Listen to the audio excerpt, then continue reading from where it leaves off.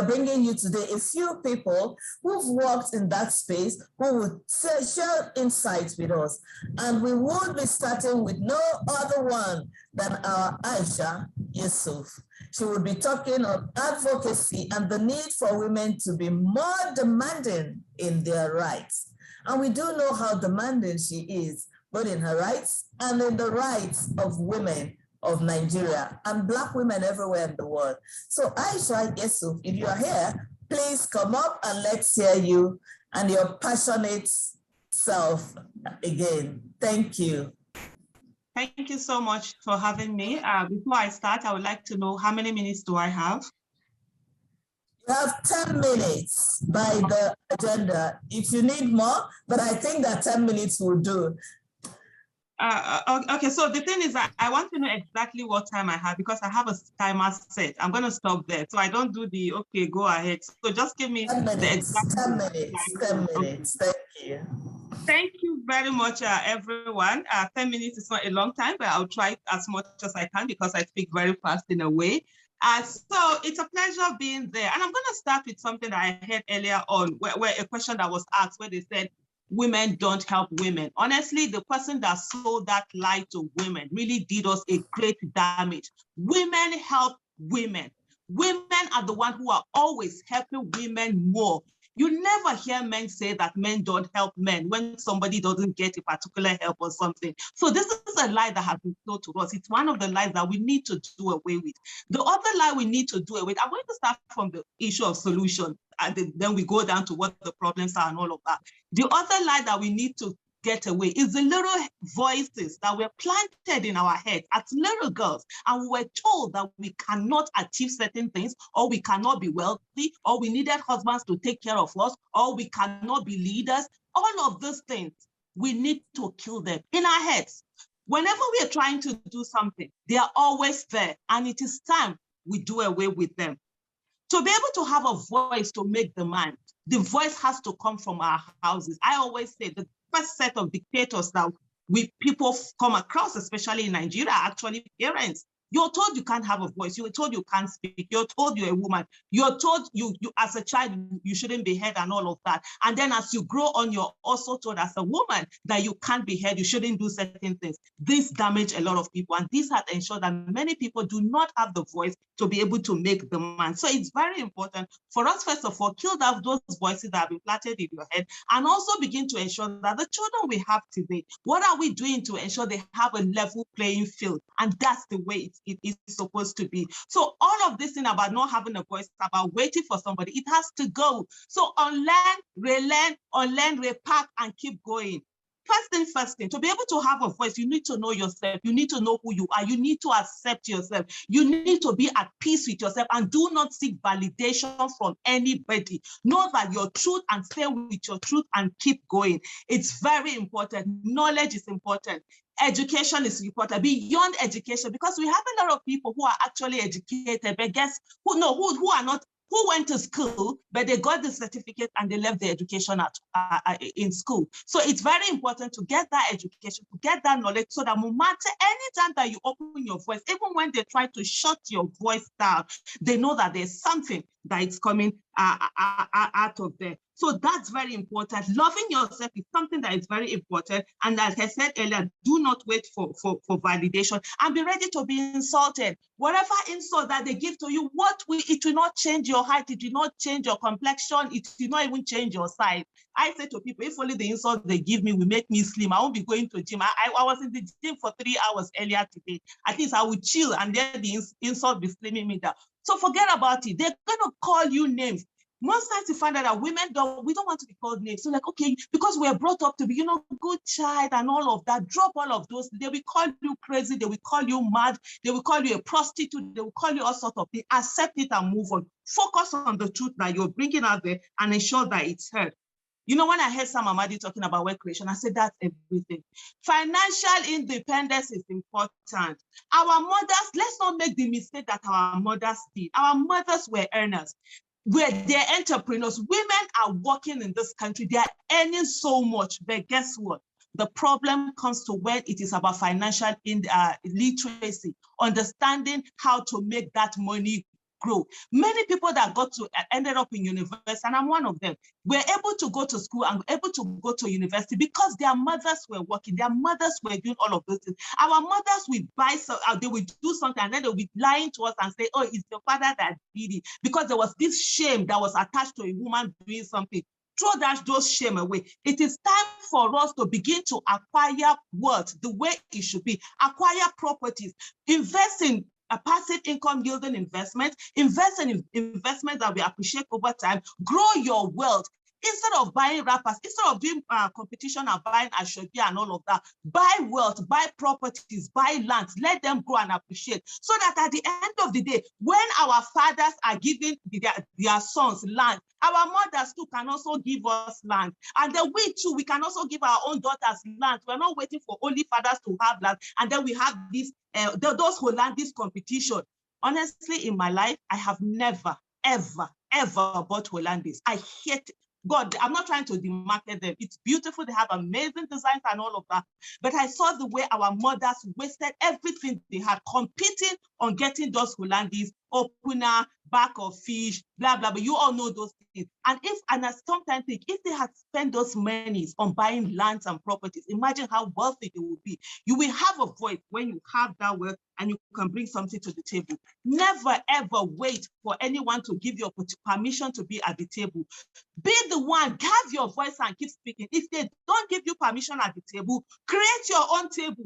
If you don't have your own table, look for a mat and sit there. They will call you mad, but guess what? They will soon come and join you in that madness when you keep saying the truth and they know that they cannot shut your voice down. So these are the things that we have to understand. When we're talking about, political inclusion, politics starts from childhood. When our brothers were going outside to go and play football, our mothers kept us inside the house. We were busy sweeping all the time. We were busy cooking. We were busy in the kitchen. You are called a good girl, a good wife material. You know how to sweep and all of that. Those of us who didn't like cooking or sweeping, they told us that who will marry us. My youngest child is a girl. She's going to be 20 in December. And I have never, ever said to my daughter, oh, learn this so that you do it in your husband's house. Never. Or anything about, oh, this is your husband. No, you are a human being as you are. I have that validation. You decide to get married. It's a choice you want to. I'm not going to bring you up on how you will live in a husband's house. I'm bringing you up on how you be a whole human and a fulfilled human being that knows that your finance, there's no what do they call it now, prince in charming armor. There's nothing like that. That you are the one to take care of you, and if anybody comes in, the person is there to complement and make your life better, and not to bring you down. So that's one thing. So while our brothers were playing football, guess what? They were already learning politics. The person that brought the ball controlled the decision, right? They made their names. And I love when DK made mention of the fact that when women get married, we change our surnames, we lose our identities, we lose our touch with our roots. All of these things are some of the things that have really affected us. But guess, when you talk about leadership, who are the ones who are leading PTAs? Who are the ones who are leading the places where there's no money, the places where sacrifice is needed? They are all women. NGOs, social movements, where money is not being brought in. It is women that are leading, but yet when it comes to politics, when it comes to time where decisions are going to, where something is going to be gotten, we go to the back of the seat. Why? Because of those voices planted in our heads that we cannot be the ones to lead. We have to always say, don't be too forward, don't be too this. No, it is time to be forward. It is time to be heard. Don't wait for anyone to call you to that table. Be out there and do the thing that you need to do. Knowledge, like I said, it's very important. And most before I round up, I say I have about 2 minutes now. I talk about how we're bringing up our daughters, and we need to change it. We need to let our daughters know they are as equal as everyone, and everyone must do the things that they need to do equally in the place. Most of the time, we are the ones who have the right to change culture, and we need to begin to do it. I'm going to round up by sharing an experience with you. My mom came visiting, so she was staying with me, and she noticed that I wasn't entering the kitchen. And my mom said to me, why? Oh, the day I've been saying to you, I've not seen you cooking. Are you not cooking for your husband? I said to my mom, is there food? Is there any time that you didn't see people eating in this house? She said, yes, but you are not the one who is cooking. I said, why must I be the one who is cooking? She said, it's our culture. And I said to my mom, who are the people that put this culture down? And my mom said to me that, these old people, the people have died. I said, you know what? It is time that we set the new culture for others to come. So while myself and my mom were having this discussion, my husband walked into the house. He came back from work, and I said to my husband, oh, fantastic, your mother-in-law is worried about you. And he was like, okay, what? My mom looked at my husband, and she said to my husband, I want to apologize to you. So my husband was, taken aback, what's going on? She said, I noticed that Odede, that's what she calls me, has not been entering kitchen. And my husband said, why should she? Hey, he shocked my mama. I was just feeling cool there. And then when my husband, after the film, my husband said, the food is being cooked. There are people who are cooking the food. At the end of the day, what my mom said, she said, it's my husband that is spoiling me. This customs, this tradition, it is time that we stop them. It is time that we begin to allow ourselves to live and shatter every glass ceiling. Forget whatever it is that they tell you. Forget all those voices. Know that you are whole, you are enough, and we can. And in this country, by the time we get to that place where women are in leadership, indeed, truly, we will see the leadership that we need. Thank you very much. My 10 minutes is up.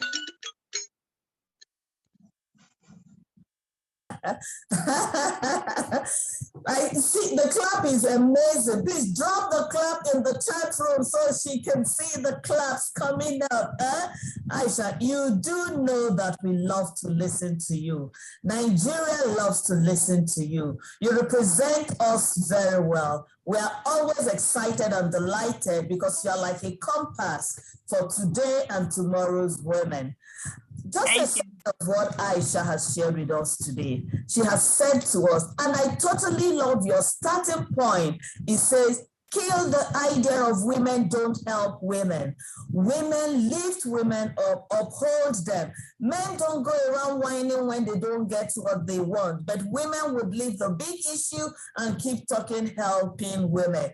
Women, hold yourselves together and keep uplifting and keep the story going strong and positive. Aisha, you also said to us, kill that voice of can't do that makes you feel incomplete. Rise to the top of your potentials and do every single thing based on the potentials that God has bestowed on you. Kill the voice of can do and do more, women. She also said to us, focus on your goals. I call that focus on your focus. What is your dream? What is your goal? What is the major thing that you want to do? Focus on that, pursue that, and do not be distracted by the naysayers or the side stories or the distractions. Just focus on that and do great things.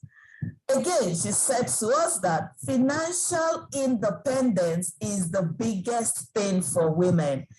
I'll say boldly, another strong tripod for Nkatandi Yomibu. We are here, it's one of our solid tripod to help women get financially independent, to have true, real strong voice. She also said to us, political inclusion starts with women. It means the ability for women, for today's women, for all of us, to change the story from the women, the girls are cooking while the boys are playing games. The girls are learning to be great wives while the boys are doing other things. Learning politics by playing football, Monopoly, chess, and all of those. And she's saying to us, even as mothers, let's lift the children up so that they can be totally included today and be fundamentally included tomorrow. And again, very importantly, she has said to us, change your story, change your game, write your script, be who you want to be everything that you want to be.